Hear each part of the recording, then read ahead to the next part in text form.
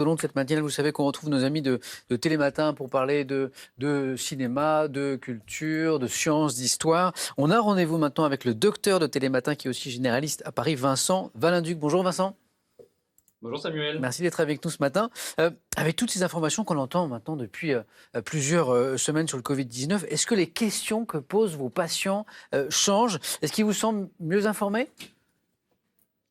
En fait, c'est vrai qu'il y a eu beaucoup d'informations depuis le début de l'épidémie et même nous, on apprend énormément de choses. Les patients entendent plein d'infos sur les noms spécifiques d'éventuels médicaments, sur les tests, sur la thérapeutique, et il y a pas mal de petites confusions. Donc les questions, elles sont toujours un peu adaptées. On est là pour essayer de réexpliquer au mieux. Mais en fait, ça, c'est une pratique courante. C'est-à-dire que dans la pratique de tous les jours, hein, les patients arrivent toujours au cabinet en disant: docteur, j'ai attrapé un virus, ça va me tomber sur les bronches, il me faut un antibiotique. En fait, c'est le rôle du médecin d'éduquer et d'informer et de rappeler qu'en fait, il existe différents agents infectieux qui peuvent causer des maladies avec des traitements spécifiques. Par exemple, on leur explique qu'il y a des bactéries telles que le staphylocoque chez qui il va falloir donner des antibiotiques, des parasites comme la gale, on va donner un antiparasitaire, pour les mycoses comme les champignons, un antifongique, et puis la classe dont on parle beaucoup en ce moment, les virus pour le coronavirus, mais on peut retrouver également à l'intérieur le virus pour la grippe et le virus de la varicelle, par exemple.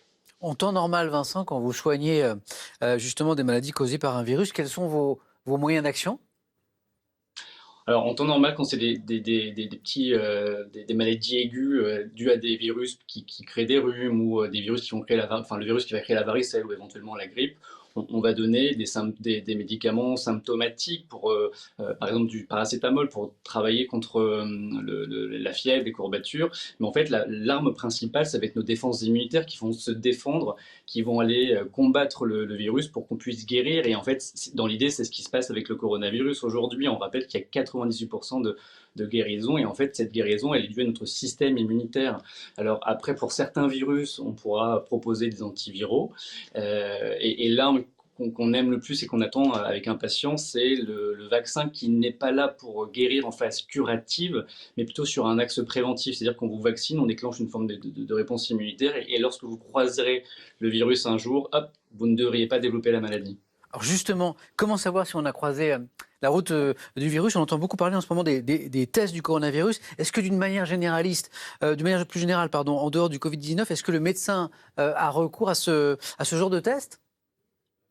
C'est vrai qu'au quotidien, enfin, on a recours facilement à ces tests. On va faire une prise de sang pour savoir si le patient est immunisé contre une maladie.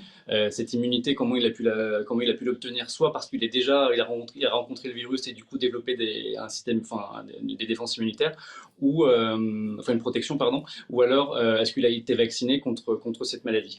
Là, par exemple, si demain vous veniez à partir à l'étranger, bon, ce ne sera pas le cas, on a bien compris, mais si vous veniez à partir à l'étranger et qu'on voulait savoir votre niveau de protection par rapport à l'hépatite A, votre médecin irait vous prescrire une prise de sang pour savoir si vous avez des anticorps qu'on appelle des immunoglobulines, et des immunoglobulines, pardon.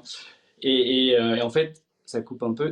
Et en fait, le but, ce serait de savoir si vous êtes protégé contre cette maladie, dans l'éventualité où un jour vous reviendriez à recroiser ce virus pour ne pas redévelopper la maladie. Et en fait, c'est tout l'enjeu de la sérologie du Covid-19 en ce moment.